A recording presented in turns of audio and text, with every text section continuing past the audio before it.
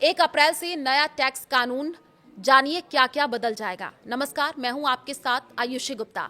देश में income tax को लेकर के सबसे बड़ी शिकायत हमेशा यही रही है कि कानून बहुत जटिल है। आम आदमी के लिए ये समझ पाना मुश्किल हो जाता है कि उसे किस सेक्शन में क्या करना चाहिए और कितना टैक्स देना है। इसी परेशानी को दूर करने के लिए सरकार अब एक नया और ज्यादा सरल कानून लेकर के आई है, जिसका नाम है इनकम टैक्स एक्ट 2025।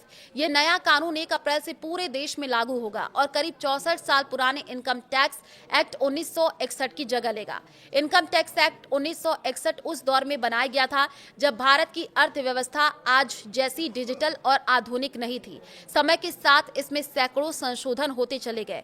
नतीजा ये हुआ कि कानून इतना भारी और उलझा हो गया कि टैक्स भरना तो दूर, उसे पढ़ना भी मुश्किल हो गया। छोटे टैक्स पेयर्स, नौकरी पेशा लोग और सीनियर सिटीजन्स के लिए एक बड़ी समस्या बन चुका था। सरकार का मानना है अब समय आ गया था कि पूरे कानून को नए सिरे से लिखा जाए। इनकम टैक्स एक्ट 2025 में क्या है? खास सरकार के मुताबिक नया टैक्स कानून लगभग 50% छोटा होगा। इसमें भाषा को आसान किया गया है ताकि आम लोग भी बिना टैक्स एक्सपर्ट्स की मदद के नियम समझ सके। गैर जरूरी सेक्शन हटाए गए हैं। कई पुराने और बेकार टैक्स प्रावधानों को पूरी तरीके से खत्म कर दिया है। सरकार का दावा है कि इससे टैक्स को लेकर के होने वाले विवाद और कोर्ट कचहरी के मामले भी कम होंगे।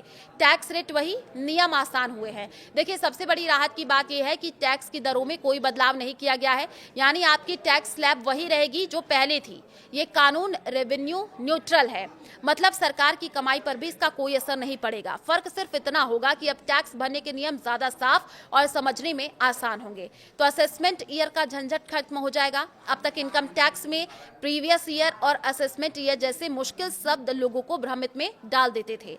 नए कानून में इसे खत्म कर दिया गया है। अब सिर्फ एक ही शब्द होगा, टैक्स ईयर। इससे आईटीआर भरने की प्रक्रिया और भी सरल हो जाएगी।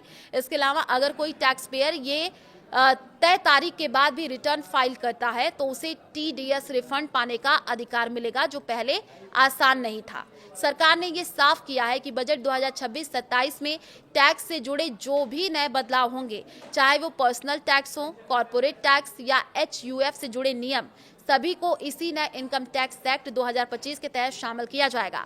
संसद से मंजूरी मिलने के बाद अब इसके नियम और टैक्स फॉर्म तैयार किए जा रहे हैं। पहले भी कोशिश हो चुकी है। देखिए, ये पहली बार नहीं है जब टैक्स सिस्टम को नया रूप देने की कोशिश हुई है।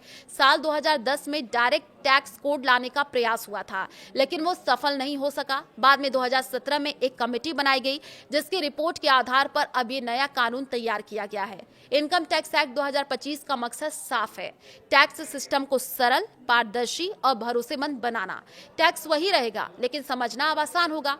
नौकरी पेशा लोग, छोटे कारोबारी और सीनियर सिटीजन्स के लिए ये बदलाव बड़ी राहत माना जा रहा है।